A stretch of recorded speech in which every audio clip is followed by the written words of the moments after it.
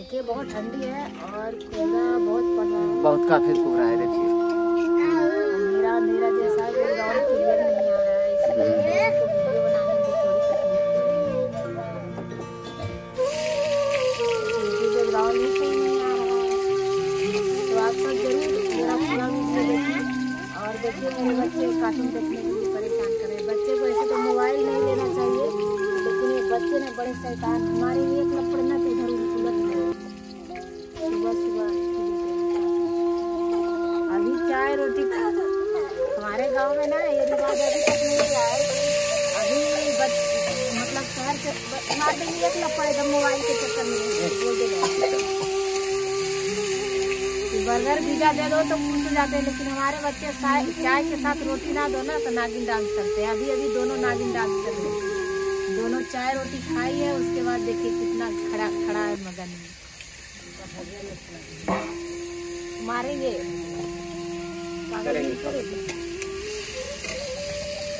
एक भी अकल नहीं है, जितना भी अकल इसको सिखाओ, इस कान से सुनती है इस कान से निकाल देती है। जितना बदमाश ये लोग हैं दिन भर परेशान करके रखते हैं।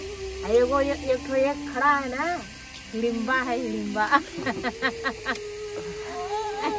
ना तो के ना का ना तो बुरा लग रहा है बोल तो के ना ना बेटा, तो के ना वो हिडिम्बा तू ना ये हिडिम्बा के नानी तो के ना तो बहुत अच्छा है। चुप रहो ना, के का नहीं हिडिम्बा तो के नानी तो बुरा लग रहा है। इतना बार बुरा बोलो तो कितना समझती है, अच्छा बोलो तो समझ में ही नहीं आता। तो चलिए मैं सुबह सुबह भगवान का एक जो है लाइव में सुनाना चाहती हूँ। एक चिड़िया ने भगवान से शिकायत की कि हे प्रभु, मैंने इस पेड़ पे बहुत मेहनत से घोंसला बनाया था, बहुत ही मेहनत किया था इस घोंसले बनाने में, लेकिन आपने तूफान भेज दिया और मेरा सारा घोंसला बर्बाद हो गया। तो भगवान ने कहा कि तुम्हारे घोंसले में सांप घुस आया था तुम्हें खाने के लिए, मैंने सोचा कि तूफान भेज देता हूँ और तुम जग जाओ और उड़ सको, इसीलिए मैंने तूफान भेज दिया। तो कहते हैं कि हमारे जीवन में भी बहुत सारी ऐसी कठिनाइयाँ आती हैं जो कि हम उस दुख का सामना करते हुए घबरा जाते हैं कि भगवान हमें ही इतना तकलीफ क्यों देते हैं, लेकिन ये हम नहीं जानते कि किस तकलीफ से बचाने के लिए भगवान ने हमें ये तकलीफ दी है। तो इसीलिए कोई भी तकलीफ जिंदगी में आए तो उससे ज़्यादा मायूस ना हो। कहते हैं कि ज़्यादा खुशी हो तो हंसना नहीं चाहिए और ज़्यादा दुख हो तो रोना भी नहीं चाहिए, दोनों में धीरज रखना चाहिए। खुशी और गम दोनों में धीरज रखना चाहिए और दोनों को बर्दाश्त करना चाहिए और इंसान को दुख और सुख का सामना डटकर करना चाहिए, क्योंकि जब सुख भी आता है ना तो अपने साथ बुराइयां लेकर आता है, और जब दुख लेकर आता है ना तो बुरा होता ही है, लेकर क्या बुरा आएगा। लेकिन इंसान को का वही परीक्षा होता है कि इंसान अपना धैर्य खो बैठता है या धैर्य में रहता है। इसलिए दोनों का, खुशी और गम का, दोनों का डटकर सामना हमारी जिंदगी में करना चाहिए। तो कहते हैं, मैं एक शायरी आज सुनाना चाहती हूँ कि कोयल अपनी भाषा बोलती है इसीलिए वो हमेशा आजाद रहती है। कोयल हमेशा अपना भाषा बोलती है इसलिए वो आजाद रहती है, और तोता दूसरों का भाषा बोलता है इसीलिए जिंदगी भर गुलाम रहता है। इसलिए अपने सोच, अपने विचार और अपने भाषा, अपने आप पर विश्वास रखें।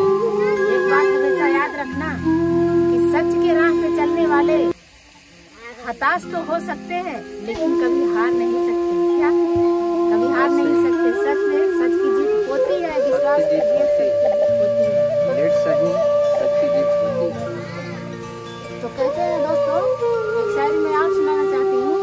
कहते हैं कि ऐ जिंदगी तेरा भी गजब का फसाना है, ऐ जिंदगी तेरा भी गजब का फसाना है, जीते जी तो कोई नहीं आता और जनाजे में सारा जमाना है।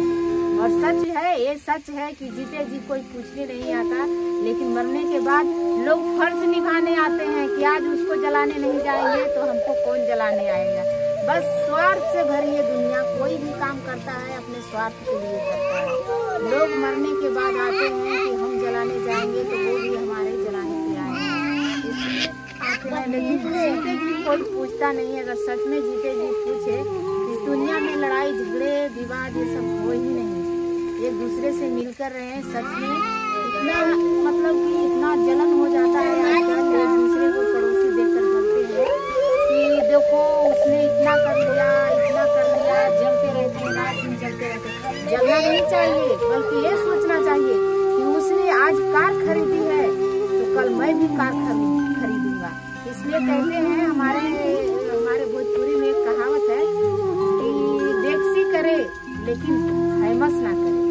देखसी करना चाहिए, डांस करना चाहिए किसी का कि वो आज स्कूटर खरीदा है तो मैं भी कल स्कूटर खरीदूंगा, लेकिन किसी से जलना नहीं चाहिए। तो दोस्तों मिलते हैं अगले वीडियो में।